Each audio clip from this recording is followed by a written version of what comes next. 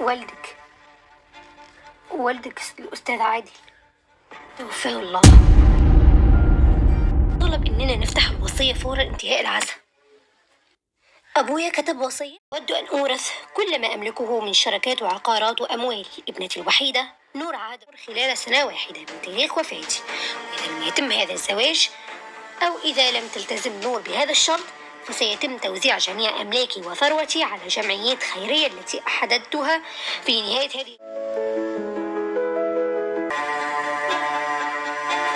ألف مبروك يا حبيبتي، ربنا يسعدك. أعمل إيه؟ أنا كنت مع نور بدري شوية، البنت اتعلقت في كويت، بجد مش مصدقة إن التعلق ده. المهم دي خطوة حلوة قوي.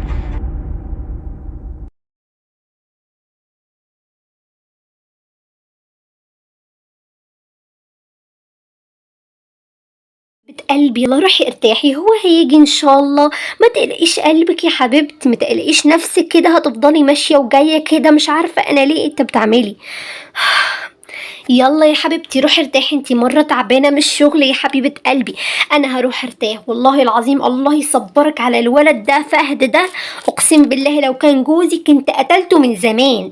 استغفر الله العظيم، مش عايزه اتكلم الكلام ده قدامك يا حبيبتي، والله انا مش عايزه اضايقك ولا اقولك اي حاجه تزعجك، بس انا اعطيت رايي فيه، يعني انا بشوفه ولد مش محترم كتير، بس يعني هو المفروض يرد عليك التليفون ويعرفك هو فين وكده، انتي قلقانة عليه قوي على فكرة.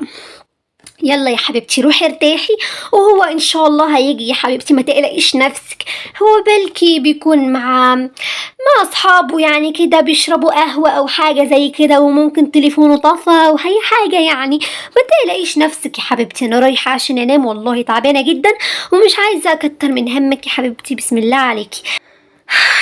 وينك يا فهد، وينك؟ انت ليه ما تردش على التليفون؟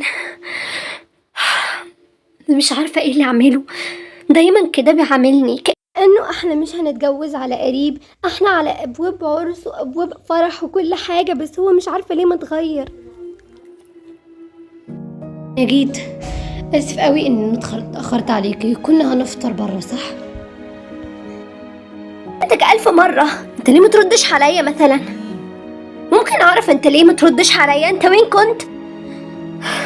انا مش عارفه ليه، انا كل يوم كده بيصير معايا انا وياك، ببعت لك مسج، بكلمك الف مره ما تردش عليا ليه؟ ممكن حضرتك توضح لي هسه؟ انتي ليه معصبه كده؟ هي حاجه تافهه، تليفوني طفى وشحنته قبل شويه عند صديقي في المقهى تبعه في الكافيه، كنت مع اصحابي في الكافيه، كنت شربنا قهوه كده وقعدنا شويه يعني، وبعدين جيت. ايه ده الكلام؟ فاكرني هصدقه يعني بالكلام اللي كان بيقوله هسه؟ هو قال انه تليفوني طفى، خليني اشوفه بنفسي.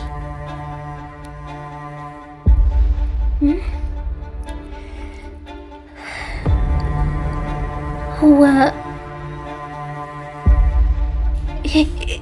ايه ده؟ ايه الصورة دي؟ دي جوليا، دي جوليا صديقتي. هو ايه ده؟ كمان كلام حب وهيك يعني، بيقول لها حبيبتي، كلام زي كده. هو ايه ده؟ هو ايه ده؟ جوليا، جوليا بتعمل فيا كده، جوليا بتعمل فيا كده، مستحيل، انا مش قادرة اصدق ابدا.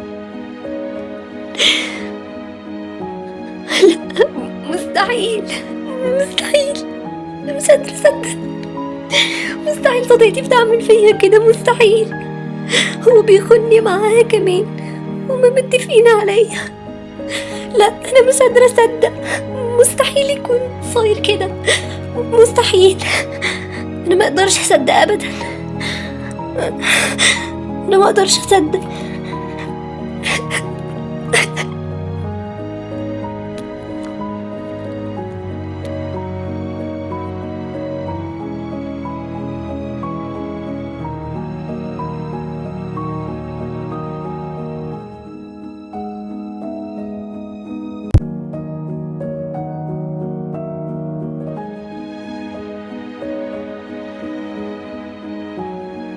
بس أنا اتأكدت إنه بياخدني معاه وإنه كلهم ضدي.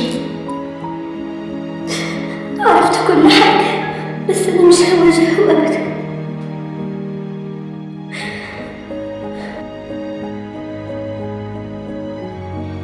مساء الخير يا نسا نور، أنا مراد، فنان ونحات، بجد معجب جدا بشغلك. اللوحات بتاعتك ليها روح. مساء النور يا أستاذ مراد، سعيدة جدا بوجودك وكلامك ده شرف ليا، نورت المعرض بجد. النور نورك، اللوحة دي بالذات إحساسها وصلني جدا، كأنها بتحكي عن تحول، عن بداية جديدة. هي فعلا كده، كل لوحة عندي بتحكي جزء من قصتي، وده اللي لمسني فيها. فيها إبداع، مش مجرد ألوان وخطوط. انتي موهبة حقيقية وروحك باينة في كل تفصيلة.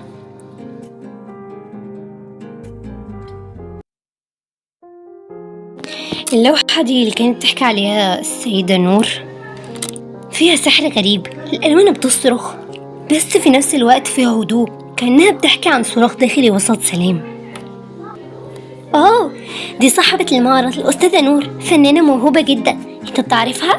بجد البنت دي ما شاء الله عليها تحفة. دي هي بتحكي مع المرة دي، بتفسر لها على مع الزبونة يعني اللي عايزة تشوف يعني الرسومات تبعها بالأغرب. البنت دي مرة موهوبة ما شاء الله عليها بجد، ما شاء الله.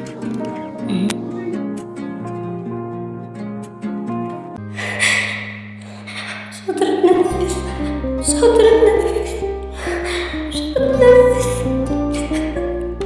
يا نور، مش هتزعلي مرة تانية. أنا قررت أغير كل حاجة بحياتي، أفهم لنفسي، جسمي، شغلي، كل حاجة. والوصية دي هنلاقي لها حل.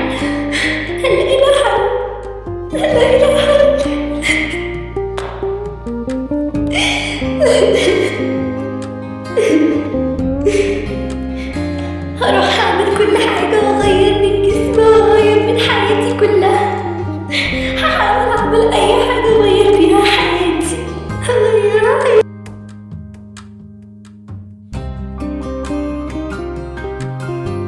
نور قربت، انتي اتغيرتي أوي.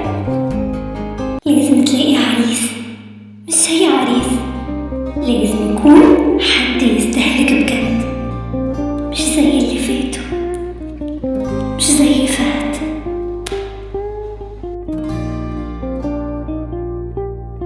شوفوا مين جا، وحشتيني. الخيانة يا جوليا، الخيانة اللي بتقطع القلب. انتي وفهد طلعتوا بتلعبوا بيا من ورا ظهري، كنتوا فاكرين اني عبيطة بتخططوا تاخدوا فلوسي.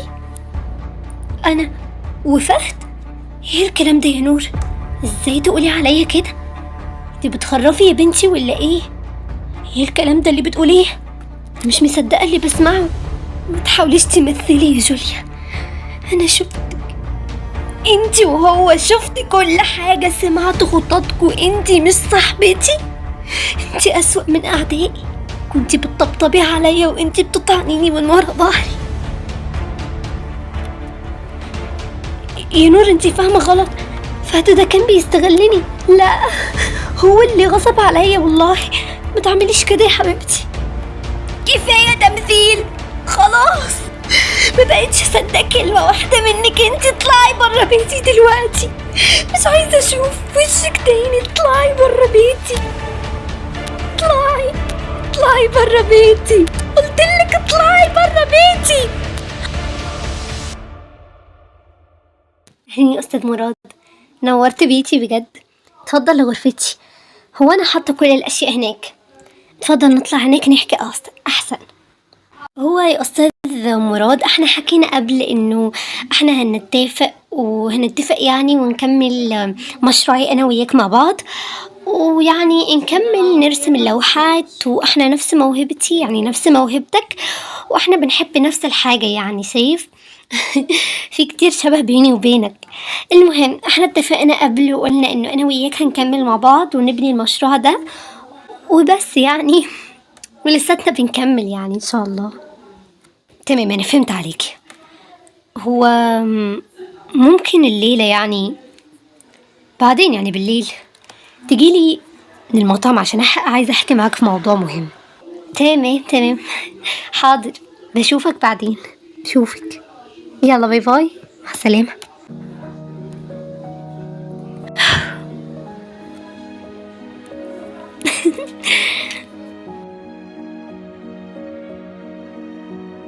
أهلين أنا جيت. يلا اتفضلي اقعدي. الحمد لله. وانتي كمان ايه اخبارك؟ الحمد لله بخير. المكان كتير حلو عجبني. انا عايزه اقول لك حاجه من زمان ما قلتهالكش، واليوم قررت اني اقولها لك. نور، تقبلي تتجوزيني؟